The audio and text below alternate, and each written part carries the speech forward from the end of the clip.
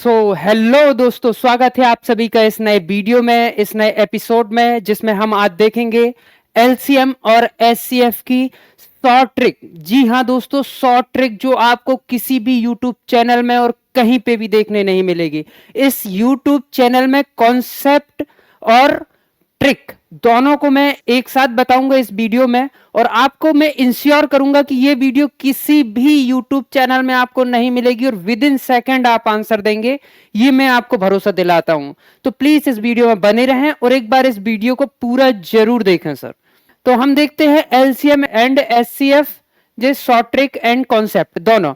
तो एलसीएम की परिभाषा क्या होगी? एलसीएम की परिभाषा होगी वह छोटी से छोटी संख्या जिसमें दी हुई संख्या का भाग चला जाए, जिसमें मतलब कि फॉर एग्जाम्पल कि हमने लिया 2 या 3, ठीक है। अब इन 2 या 3 में ऐसी कौन सी संख्या है जिसमें हम भाग दें, जिसमें हम भाग दें तो इन दोनों से भाग चला जाए, तो वो है क्या? 6। 6 में अगर हम 2 से भाग देते हैं तो ये 3 में कट जाएगा, और 3 भाग देते हैं तो 2 बार में कट जाएगा। जिसमें, तो मैं की परिभाषा आपको समझ में आई, इस वर्ड का मतलब समझ में आया, इस परिभाषा में इस वर्ड का फर्क इतना है। और इसी प्रकार हम एचसीएफ की परिभाषा देख लेते हैं। तो एचसीएफ की परिभाषा जिससे मतलब केवल 2 शब्दों में परिभाषा चेंज है। जिससे मतलब कि फॉर एग्जाम्पल कि हमने 5 और 10 लिया, अब 5 और 10 लिया तो इसका एचसीएफ क्या होगा? 5 होगा। क्यों? क्योंकि 5 ऐसी संख्या है जिससे दी हुई संख्या में भाग चला जाए। तो ये 2 संख्याएं हैं, तो परिभाषा हमें इतने में क्लियरिफाई हो रही है हमारी परिभाषा कहां से जा रही है और कहां के लिए जा रही है, ठीक है। अब हम इसके लिए शॉर्ट ट्रिक देखते हैं कि इसका शॉर्ट ट्रिक क्या हो सकती है, कि इसको शॉर्ट ट्रिक में विद इन सेकंड आप कैसे सॉल्व कर सकते हैं। For example question number first, इसमें दिया है 6, 12, 24 और 48। अब हम इसको कैसे सॉर्ट कर सकते हैं? देखिए, ये संख्या छोटी है, ये बड़ी संख्याओं में भी अप्लाई होगा। हम आपको समझाने के लिए छोटी संख्या लेते हैं, ठीक है। तो हम सबसे पहले 6 को काट देते हैं। 12, 6 दूनी 12, 6 चौके 24, तीनों कट गए। 48 इसका एलसीएम होगा। ये इसकी शॉर्ट ट्रिक हो गई, 48 इसका एलसीएम होगा, ठीक है। इसी प्रकार 5, 15, 20 और 30, 5 से कट गया 15, अब बचा क्या? 20 और 30। तो अब हम देखते हैं कि 20 और 30 में सबसे छोटी संख्या कौन सी? 2 मल्टीप्लाई करते हैं तो क्या हो जाता है? 60। 60 इसका एलसीएम हो जाएगा सर। इसी प्रकार हम देखते हैं तीसरे नंबर में 7 दूनी 14, 2 से कट गया, है ना। अब इसमें 2 से जो कटा है तो हम सबसे पहले ये देखते हैं कि अब ये 13 और 14 किस डिविजिबल है। अभी 7 तो ठीक है, 7 से तो ये 14 डिविजिबल है ही, लेकिन अब हम देखते हैं 14 और 13 किससे डिविजिबल। तो 13 इसमें क्या है? एक को प्राइम नंबर है, तो को प्राइम नंबर को हम इन दोनों का मल्टीप्लीकेशन कर देते हैं नॉर्मल, और हमें आंसर मिल जाता है एलसीएम। मतलब 13 और 14 का मल्टीप्लीकेशन कर देंगे। 14 दूनी 28, 14 × 42 की 2 हासिल किलाई 4, 14 एकम 14 और 4 18, ये इसका एलसीएम हो जाएगा। और इसी प्रकार हम नीचे आ जाते हैं तो 4 तिया 12 हो जाता है, 12 दूनी 24 हो जाता है। तो ये दोनों तो संख्या कट गई, इन दोनों का मल्टीप्लीकेशन कर देते हैं, है ना। 17 चौको 68 की 8 हासिल की लाई 6, 17 दूनी 34, 34 और 6 40, 34 और 6 40। तो इसका एलसीएम हो जाएगा। जहां पे को प्राइम नंबर होता है हमें वहां पे मल्टीप्लीकेशन करने लेना है, नॉर्मल सी बात सर। अब इसी प्रकार हम क्वेश्चन देखेंगे। कुछ क्वेश्चन इस प्रकार आ जाते हैं, यदि एलसीएम जहां पर लिखा हो, जहां पे भी एलसीएम निकालने की बात की गई हो, ऊपर की संख्याओं का हम क्या निकाल देंगे? एलसीएम, और नीचे की संख्या क्या निकाल देंगे? एचसीएफ। तो ऊपर की संख्याओं का हमने एलसीएम निकालने के लिए बताया आपको शॉर्ट ट्रिक, 15 दूनी 30 और ये 60 आ गया एलसीएम में। एचसीएफ कैसे निकलेगा? एचसीएफ हम देख लेते हैं कि वह है बड़ी से बड़ी संख्या, तो 25 है, 25 से कम 25, 25 दूनी 50, 25 तिया 75, 25 is the answer. Same question, same इसी में सेम। अब इसका एचसीएफ निकालने बोला तो ऊपर वाली संख्या का एचसीएफ निकाल देंगे, है ना। एलसीएम निकालने को बोला, एचसीएफ नीचे निकल गया। सेम क्वेश्चन है, एचसीएफ बोल रहे हैं निकालने के लिए, और उसका विपरीत हम सीधे एलसीएम निकाल देते हैं, ठीक है। तो एचसीएफ निकालने बोला तो यहाँ 25 आ जाएगा और नीचे आ जाएगा क्या? 60 is the best answer for this question, इस क्वेश्चन का आंसर। तो इस प्रकार से आप क्वेश्चन सॉर्ट आउट कर सकते हैं विद इन सेकेंड आप, है ना। और इसी प्रकार के क्वेश्चन हम देखते हैं, और सेम इसी प्रकार क्वेश्चन। अब हम इसमें आपको समझाना चाहेंगे कॉन्सेप्ट कि ये होता कैसे है, एलसीएम आता कैसे है, एचसीएफ आता कैसे है, इसका कॉन्सेप्ट समझ लीजिए। सर हमने 3 की टेबल लिखी, 4 की टेबल लिखी और 6 की टेबल लिखी, ठीक है। अब हम इसमें ये फाइंड करते हैं कि वह संख्या जो तीनों में आई हो, जो तीनों में आई हो सर। तो ऐसी कौन सी संख्या है? 12 है, 12 है, 12 है। ठीक है, 12 के बाद क्या है? 6 दूनी 12, 6 3 18 है ना, 6 चौके 24, 6 चौके 24, 24 और 24। ठीक है, इसके बाद कोई संख्या नहीं है भाई। ऐसी संख्या जो दो में है, तीसरे में नहीं है, तो वो संख्या मान्य नहीं होगी। तो ये ऐसी संख्या है जो तीनों में आई है। अब इसमें क्या है? ये फैक्टर है। क्या है? लो कॉमन फैक्टर। तो ये कॉमन फैक्टर है ना, तो लोअर कॉमन फैक्टर है, मतलब एलसीएम का। तो ये कॉमन फैक्टर तो हो गए।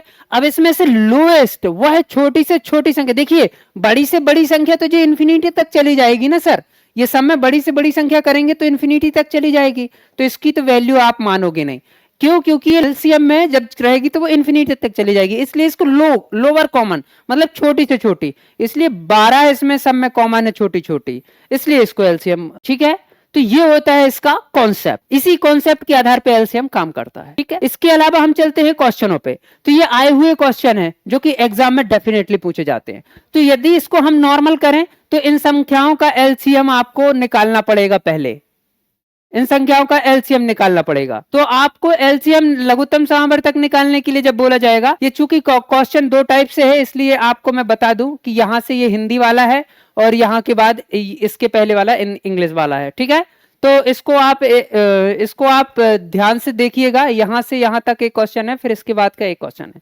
तो इस प्रकार हम जब क्वेश्चन को देखते हैं तो हमें पता चलता है कि या तो हम पूरे का एलसीएम निकालें या तो हम इसका डायरेक्ट निकाल लें। तो इसमें हम क्या देखते हैं? 24। हमने रूल पढ़ा है 24 का, जिसमें 24 मतलब 4 है लास्ट में। और हमने रूल क्या पढ़ा है सर? हमने रूल ये पढ़ा है आखिरी की संख्या, आखिरी की संख्या जब 4 से विभाजित हो तो 4 का डिविजिबल होगी, है ना, डिविजिबल होगी, है ना, 4 से डिविजिबल होगी। आखिरी की दो संख्या जब 4 से विभाजित हो तो वो 4 का डिविजिबल होगी। तो अब हम इनमें देख लेते हैं कि 4 से डिविजिबल कौन सी होगी। ये 4 से तो नहीं कट रही है, इसकी आखिरी दो संख्या 4 से तो नहीं कट रही, इससे आखिरी की दो संख्या 4 से नहीं कट रही, इसकी आखिरी की दो संख्या 4 से नहीं कट रही, केवल इसकी आखिरी की दो संख्या 4 से डिविजिबल है, और इसका आंसर ये आएगा। ठीक है, इस प्रकार से अपने को क्वेश्चन को कॉमन सेंस और प्रेजेंस ऑफ पॉइंट के माध्यम से, नहीं तो आप इन सब का एलसीएम निकालते बैठ जाओगे, कोई मतलब नहीं निकलेगा, टाइम कंज्यूमिंग हो जाएगा। सेम क्वेश्चन है ये। अब सेम क्वेश्चन है ये। अब आपको ये पता है कि ये 3 एकम 3, 3 दूनी 6। अब ये क्या है? ये 3 एकम 3, 3 एकम 3, 3 दूनी 6, 3 त्रिकोण 9। तो अब ये आपको ये पता है कि ये 3 से डिविजिबल संख्या है, ये 3 से डिविजिबल संख्या है। 3 से डिविजिबल संख्या का हमने रूल क्या पढ़ा है आपको? 3 से डिविजिबल संख्या का रूल ये पढ़ा है कि जो संख्या पूरी संख्या में 3 का भाग चला जाएगा वही 3 से डिविजिबल संख्या है, और जब 3 से डिविजिबल संख्या होगी वही इसका एचसीएफ होगा। ये तो आपको पता है ना कि उसका फैक्टर तो 3 होगा, ये तो कंफर्म है आपको। तो सबसे पहले आपने इसको इन चारों क्वेश्चनों में ये फाइंड करना है कि 3 से डिविजिबल कौन सी संख्या है। तो हमने देखा 1 2 3 4, तो यही बस एक संख्या लिख रही है जो 3 से डिविजिबल है, और यही इसका आंसर है। आपको एग्जाम में ये क्वेश्चन आ जाए तो आप इसको कैसे करेंगे? सर मैं इसको डिफरेंशियल मेथड से करूंगा।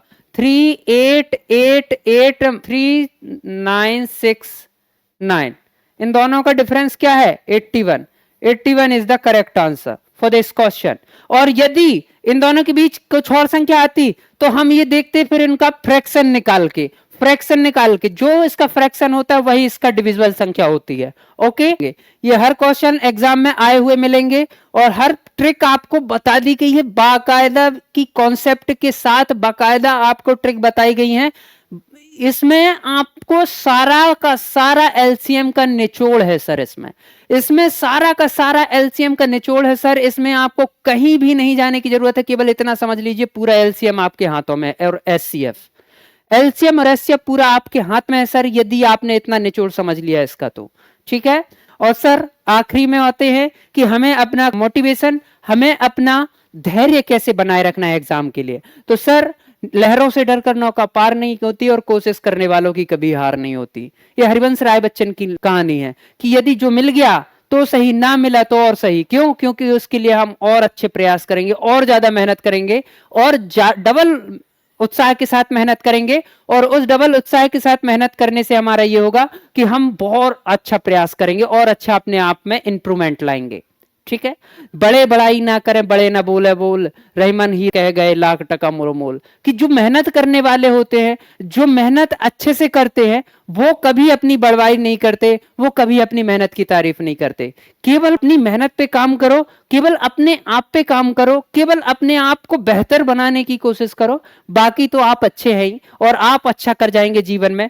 कुछ कर पाओ या ना कर पाओ सर, कुछ कर पाओ या ना कर पाओ, केवल अपने ऊपर भरोसा और अपने कर्तव्य निष्ठा पे भरोसा कि जो आप कर रहे हैं वो बहुत अच्छा है और बहुत अच्छे से कर रहे हैं, तो डेफिनेटली आपके लिए सफलता आपके कदमों पे आएगी और झुकेगी। सर झुकाने वाला चाहिए। नवाजुद्दीन सिद्दीकी एक एक्टर है, उन्होंने क्या कहा था कि यदि आप मेहनत में अपनी परफेक्ट है, बस झुकाने वाला चाहिए कि अगर कोई ठान ले कि मुझे ये करना है करना है करना है। बिहार की धरती में एक हुए माझी, है ना, जिन्होंने पहाड़ काट दिया सर, इंसान इंसान होके सर। तो सर समझिए ये बहुत जरूरी है कि आप अपनी कर्तव्य निष्ठा पर बहुत खरे उतरें और बहुत अच्छी मेहनत करें। यही हमारी आपके लिए शुभकामनाएं हैं और आपके लिए संदेश है। और इसी प्रकार की वीडियो देखने के लिए आप सब्सक्राइब करें हमारा चैनल। धन्यवाद।